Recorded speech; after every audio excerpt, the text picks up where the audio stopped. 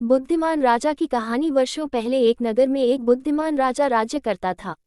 उनकी अद्भुत और चतुराई के चच दूर दूर तक थे।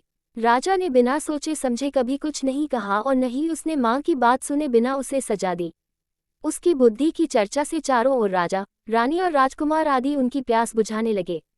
इस प्यास के कारण सभी राजा की बुद्धि की परीक्षा के लिए नए नए तरीके अपनाते थे। हर बार राजा ने अन्य राज्यों के शासकों द्वारा ली गई परीक्षा को पास करके खुद को एक चतुर और सक्षम राजा साबित कर दिया।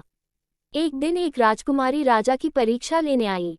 उनके हाथों में 2 फूलों की माला थी। 2 मालाओं में से एक असली फूलों की बनी थी और दूसरी नकली फूलों की थी। उन दोनों पुरुषों को देखकर उनके भेद का पता ही नहीं चल सका। इस कारण राजकुमारी ने राजा के सामने दोनों मालाएं रख दी और पूछा, हे राजा, अगर आप जानते हैं तो बताएं कि कौन सी माला असली है।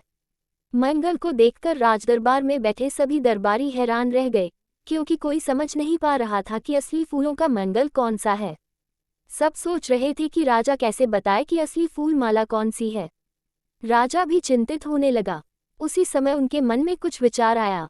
उन्होंने तुरंत अपने एक नौकर से कहा, बगीचे की खिड़कियां खोल दो।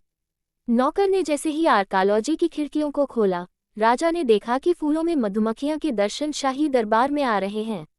कुछ देर बाद तक वह ईमानदार नजर आ रही थी, जैसे ही अन्य फूलों की माला। राजा ने कहा कि अब मैं बता सकता हूं कि असली माला कौन सी है। राजा ने तुरंत उस मैग्नेटिक कंपनी की ओर रुख कर लिया, जिस पर सिंगापुर का स्वामित्व था।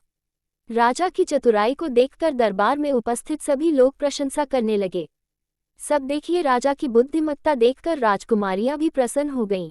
उसने भी बुद्धिमान राजा की प्रशंसा में कुछ शब्द कहे और अपने राज्य के लिए अस्त्र प्रकट किया। निष्कर्ष, यदि कोई व्यक्ति अपनी बुद्धि का प्रयोग करता है तो वह अपने प्रश्न का सही उत्तर खोज सकता है और अपनी हर समस्या का समाधान भी खोज सकता है।